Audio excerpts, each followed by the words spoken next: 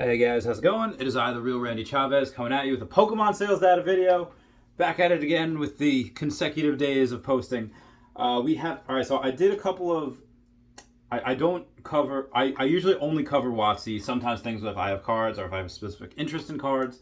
I don't normally cover Japanese. I have a few on this one because they're just cool as fuck. And I love the set called Town on No Map.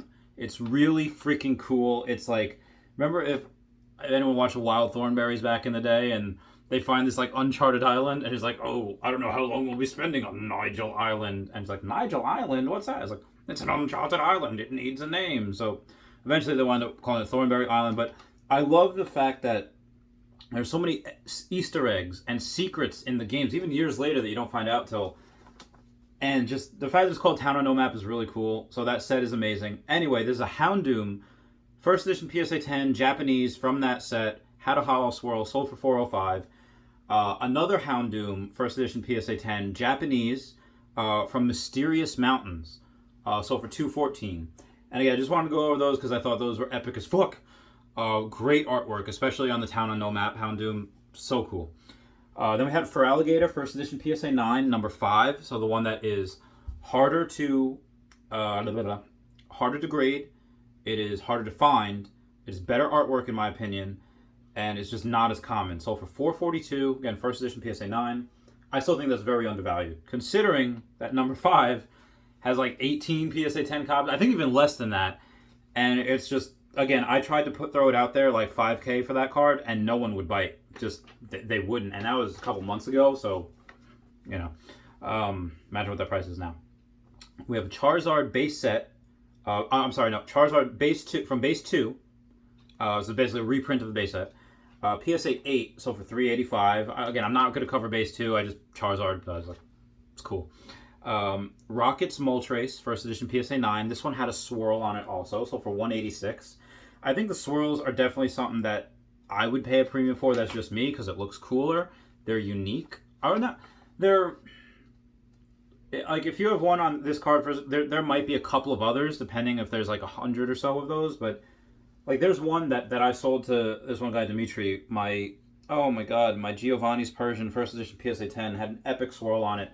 And that's probably the only one out there because there's only like 51 of those cards. So it's just, oh. Anyway, moving on. Alright, so this is a shadowless lot. Now they were all shadowless. And they had the 3 starter evolutions. So it's Charizard, Venusaur, and Blastoise. The Trinity, the Trio, the OGs. All PSA 9. 4 bids on it. $7,600, $8,501, $9,011, and $9,111 was the winning bid on that, which is incredible. So anyone that's trying to sell a shadowless Charizard PSA 9 for $9,000, like, guy, like, fuck off. That's not the price. Flareon first edition PSA 9 sold for $228. Dark Scizor Neo Discovery first edition PSA 9 sold for $275. Misty's Gyarados, this was mine, first edition PSA 10. I sold it for $750. I had to because it was that person that bought like 2 of the Misty's Gyarados and one of the Giovanni's Gyarados already. This person's doing a fantastic job at collecting when the prices are undervalued, in my opinion. And then I had a Sabrina first edition non-holo PSA 10. So first edition PSA 10 non-holo Sabrina from Gym Challenge set, sold for $115. And then my Shadowless Charizard BGS 9 with the centering being a 9.5, everything else being a 9. I had offers 4K, 4,400. Honestly, if I had the one guy that had bought most of my Gym Challenge collection is like, you know, can you do $3,850?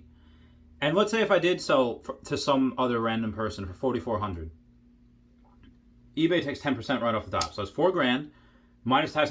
So it's I would have probably received either the same amount, maybe a little more, maybe a little bit less. But this guy, I know, this guy is fine. Like, he'll pay, and you know, we've done lots of business before, tens of thousands of dollars. So that's fine us doing this. But if I had waited a little while longer, someone would have snatched that up for $5,000. I have a little bit of time. You know, I have about 4.5 months left before I have to pay for that Trophy Kangaskhan. So, yeah, that's that's definitely a thing. Oh, God. I'm sorry. My chest, it's hurting. I'm gonna go because I have to lie down. But I love you. Please comment, like, and subscribe. Comments are good for the YouTube algorithm. All right, I love you guys. I'll talk to you later. Bye.